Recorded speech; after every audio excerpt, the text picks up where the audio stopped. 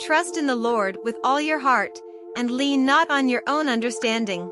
In all your ways acknowledge him, and he will make your paths straight. Proverbs 3:5-6.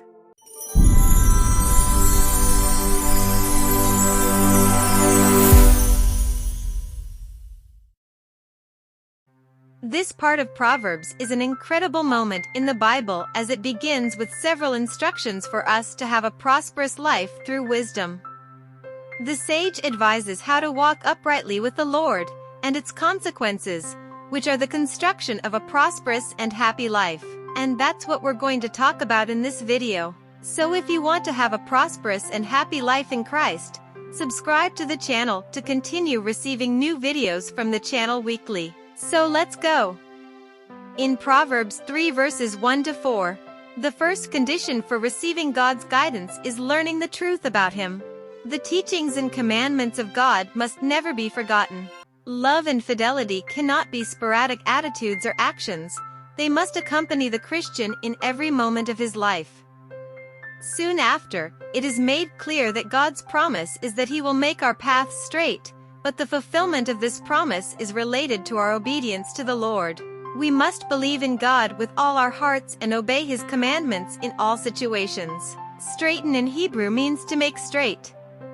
So the verse does not promise us clear guidance, but the ability to move in the right direction. In Proverbs 3 verses 7-8 it talks about false wisdom, saying, "Do not be wise in your own eyes, fear the Lord and depart from evil. This will be health to your core and marrow to your bones." Do not be wise in your own eyes is an invitation to humility. Only the humble know the true essence of wisdom. The Christian must also be guided in his life by the fear of the Lord, keeping himself away from everything that is wrong and disapproved of by God. Honor the Lord with all you have. Proverbs 3 verses 9-10. God is the owner of everything that exists in the world. A Christian must honor God with his goods.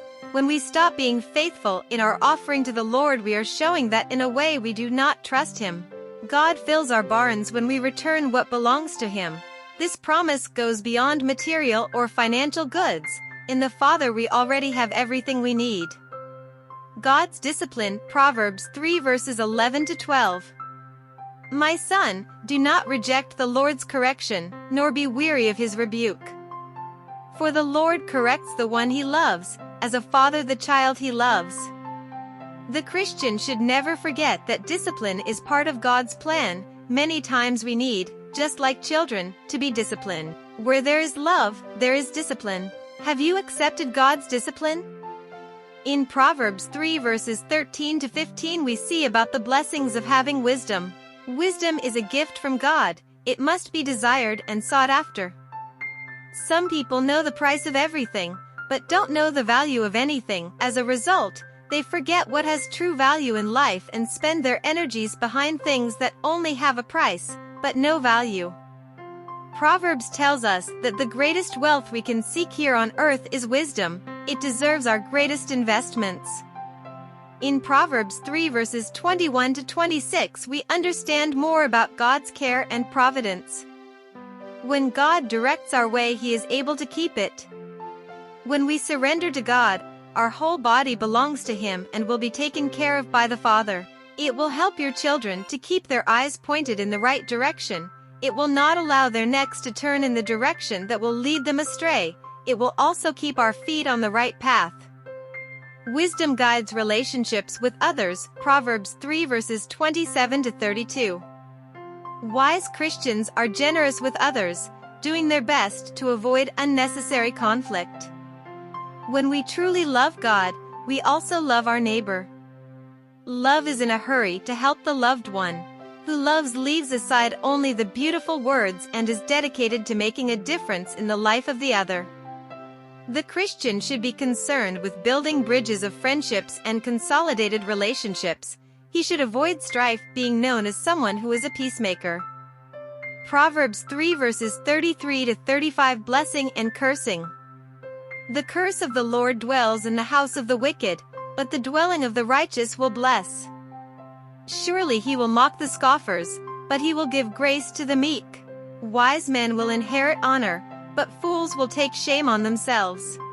Let's be honest, it's easy to love someone who is pleasant, but if our neighbor is a perverse person who mocks our faith, God Himself will guide us so that our light shines amidst the darkness. Solomon is clear, what a person sows will also reap, both those who sow mockery and cursing, and those who sow blessing.